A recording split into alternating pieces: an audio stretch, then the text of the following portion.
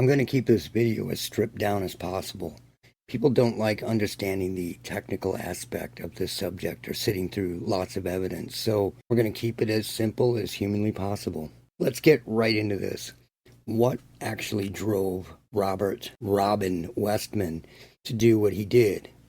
Well, the answer might actually surprise you, but to most of you, I'm just here documenting it and preaching to the choir. Back in the day, it was common knowledge that radio signals could transduce into sound and be heard reverberating through the human skull and through the teeth. Everyone talked about it. There were kids around who had the right feelings in the right places and began to hear music or talking in their head. It actually wasn't uncommon to hear about at all. There were early sitcoms talking about it, and Lucille Ball even told stories about it on primetime television. I'm going to show you that. I was going to edit this, but it is imperative that you hear the entire piece in order to fully understand the extent of how real this is. I uploaded videos about this years and years ago, but let's recap the reality right now. Stranger than fiction. Well, it's true. I had some dental work to be done. You know, they put in temporary fillings. Mm-hmm. And I had never had it done before. What is it, lead? I think in those days they were putting in temporary lead fillings. Yeah. It was quite a while ago. During the war? Yeah. And... World War II? Yes. And I had several, upper and lower. And I went to work that day, and I got home very late. And it was... I don't remember what year, but it was after they had taken the Japanese out of California and unfortunately put them in the camps, which was a very sad time in California. And we were all on our guard, about many things. There had been a Japanese submarine sighted in Santa Barbara, and a Japanese fighter plane had been sighted going over our home one evening. It was touchy times. Anyway, this particular night was about 1:15, and I was driving alone. I had 35 miles to drive, and it wasn't any fun. It was just a normal night. I wasn't frightened or anything. I was just driving along, and a road that I'd taken many times, and all of a sudden, I heard music. But I mean, with a great beat, And I looked down to turn off my radio, and it wasn't on. And I turned around and looked to see if there's anyone behind me. And the music was getting louder and louder and louder, and I realized it was in my mouth. And it was beating in my ears. I could hear the tune and everything. I recognized the tune. And then it started to fade out. Yeah. And I thought, what the hell was that, What could it possibly be? And I didn't know what it was. So the next day I mentioned it at the studio to Buster Keaton. And he said, what street were you on, Moore Park? And I said, yes. He said, you went by the radio station. You picked it up. Well, you got any fillings? I said, yes. He said, you picked it up in your teeth. Well, I could hardly wait to go by there again. And I didn't go by at the same time of night, so nothing happened. There was no music playing, but I could hardly wait. Call in a request. Right. But about 5 nights later, because I had to wait, a couple weeks for those teeth that were getting fixed. I was going up another street, almost home, and I was passing 4 vacant lots that were all raised so they could build the Birmingham Hospital.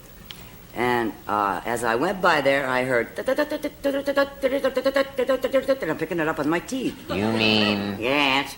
And I stopped the car. Then I looked around. The Morse code, like. And I backed the car up, and it got stronger and stronger, and I kept on backing it up until it really got strong, and my whole jaw was vibrating. Like this. And then I got the hell out of there. I went boom like this because it was very late. And I couldn't wait to get back to MGM the next morning and tell the security office, and they found an underground Japanese transmitting transmitting radio station. Radio station. Honest to God. That is that a great story?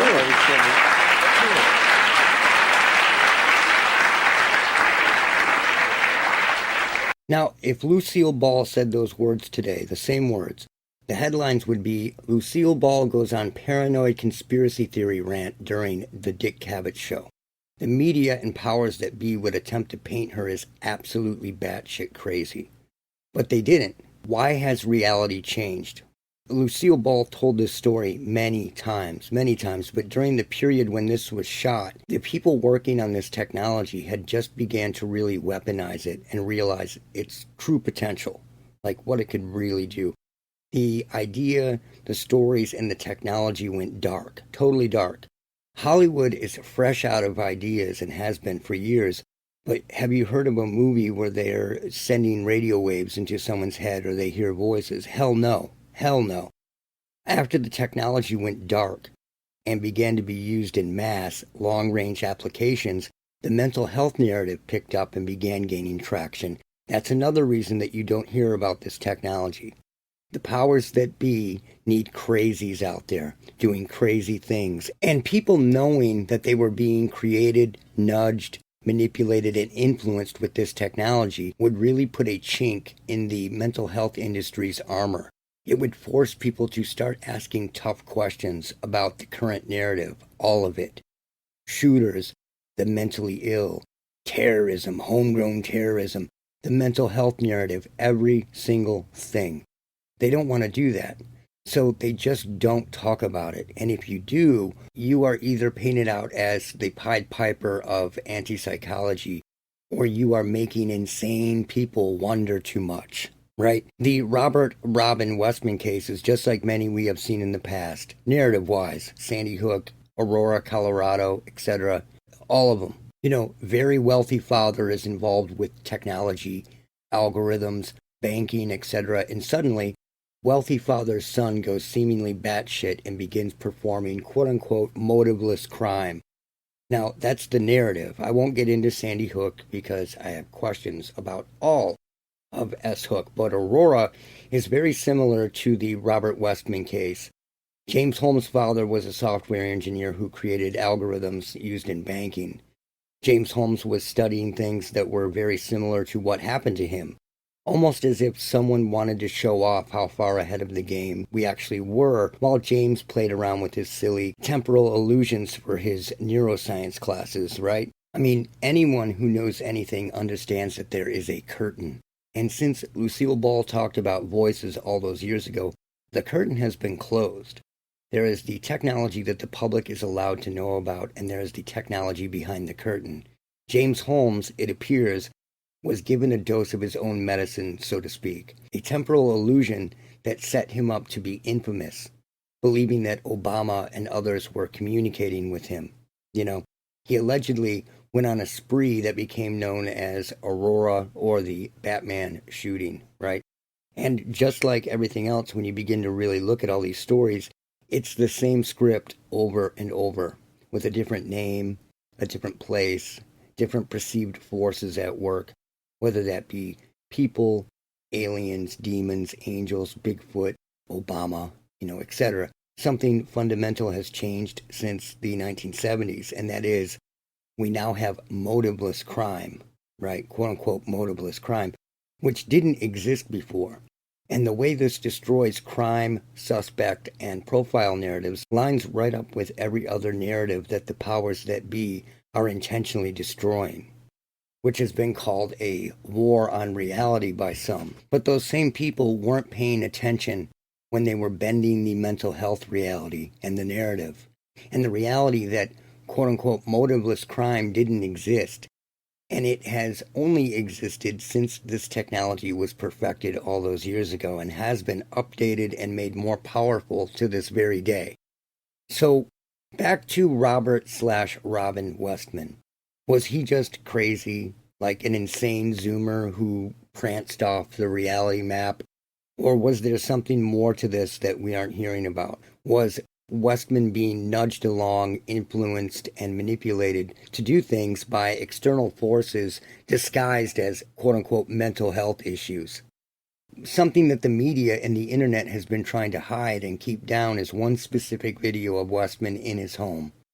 He appears to be melting down in the video, talking to himself and talking as if it's his time to leave the planet. But as I listened to this, it wasn't the disturbing things he was saying that caught my attention. Not at all. What caught my attention was hearing a second sound that would sometimes overlap over his voice, like the sound of a walkie-talkie, which, after listening to a few times, became blatantly obvious that it was a voice. What also caught my attention was a third voice, so a second voice besides Robert Westman's that I could hear on the recording, seeming to answer and give affirmations to him. Both whispery or lower-level voices, they were clearly there. And as I listened, it became crystal clear to me that this guy wasn't just some trans person who went crazy. There was a lot more to it. Most of the journal that Westman showed in the video, published on YouTube, reads like the diary of an MK Ultra subject. Like, there's no way around it. It reads like MK Ultra. So I began working on the audio of this particular Westman clip. And when I was finished, I was convinced that Westman had naturally gone insane about as much as I believe that Rajmoon Singhi had naturally gone insane. It was a narrative, and a false one. A constant narrative that has been pushed since the curtain was closed all those years ago, after Lucille Ball told her story on primetime television. For anyone new to this channel, I haven't found voices or audio like this once, twice, or even a dozen times. I have found this type of audio over and over in cases like this. I have been studying, analyzing, and understanding how this audio operates for the past 15 years. Not like a hobby. I have put thousands and thousands of hours into this because this is one of the most horrible and ominous cover-ups in our history. And because of what I have found, it's enough to convince me that Westman wasn't acting alone, so to speak, and he wasn't emotionally disintegrating naturally. SSRIs mixed with this type of technology can do a whole hell of a lot. I have boatloads of evidence, but for this video, I'm only going to focus on a few key clips of audio from this particular video. I'm going to show you the original audio clip and what I was originally hearing, and a few clips of what I heard when I simply boosted the volume or boosted certain frequency ranges. It proves that there were at least two other voices in the room with Westman.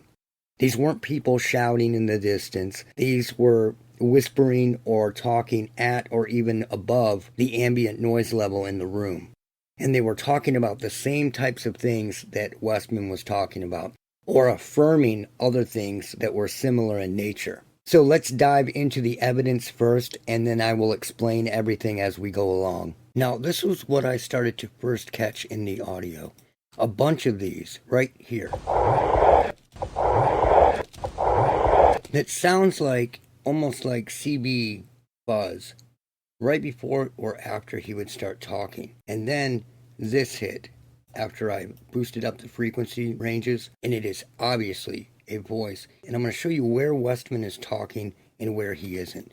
So here is a voice. I'm going to show you that this is a voice. That is Westman. That's Westman. Now watch this. That's not Westman. Now it's going to get very, very real. That was Westman. This is not Westman. You have to pay for solitude?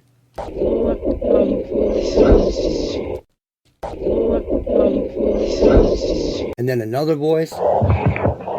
That's not Westman. Westman's voice is close. It doesn't have that tone. Listen. That's Westman. This is not. And then this one. That sounds almost female. And then here's the other voice again. That's a female voice. So there is a female voice, a male voice, and Westman in the room. And it's being picked up. For some reason, it is loudest in this video clip, not the rest.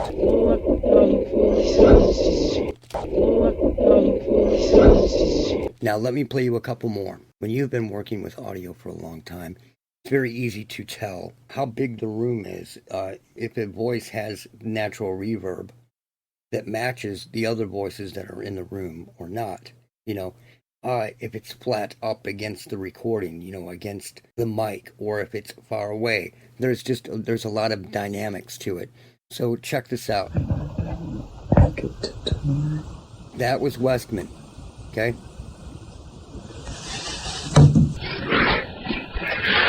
That's not Westman.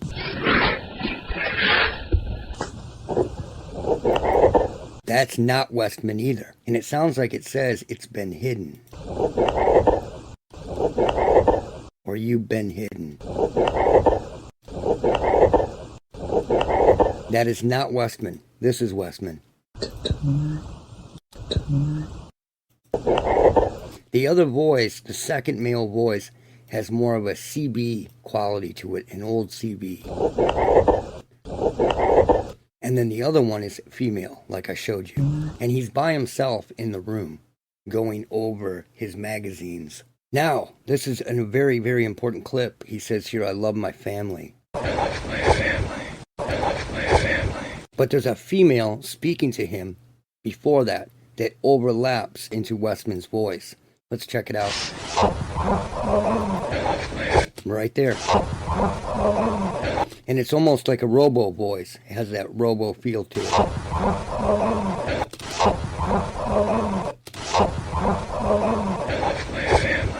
Those are two voices.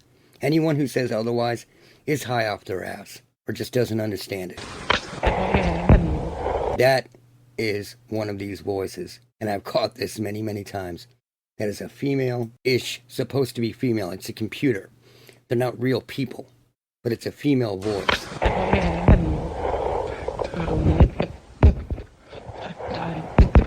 But that was Westman. That's Westman. Just that spot. But you can hear it pulsing. The female is pulsing. And that's how you can tell it's an artificial pulsed voice. Pop, pop, pop. Pop. See how the syllables are pulses?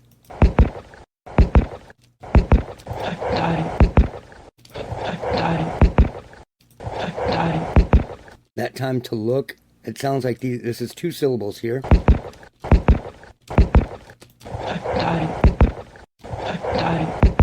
But it's clearly not a real person. And it's in the room with him. Now let's go back to the You've Been Hidden or It's Been Hidden clip here. Want to show you his voice before it.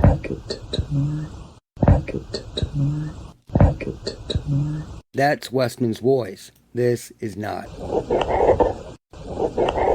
Now, lastly, I just want to show you, and I can get into this in another video, into the depths of this, because there is a boatload of evidence, but I just want to prove to you that this is happening. Let's go to another piece of this real quick. This is the original.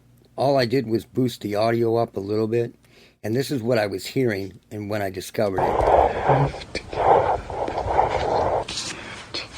You can literally hear voices overlaid over Westman's that are talking over Westman with Westman at the same time and then by themselves without Westman. That's another one. That's Westman. But there's another voice talking behind his at the exact same time. And then by itself, it pops up louder than Westman here. And it's artificial. And it says something, something, and it sounds like kid at the end.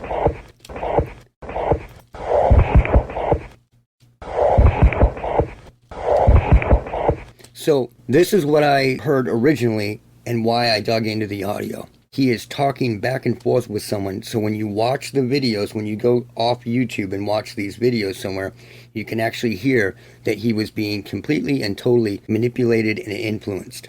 And yeah, that is it for now. Look out for Charlie. So again, this idea of being able to put sound anywhere you want to is really starting to catch on. We've got the military had just deployed some of these into Iraq where you can put fake troop movements a quarter of a mile away on a hillside.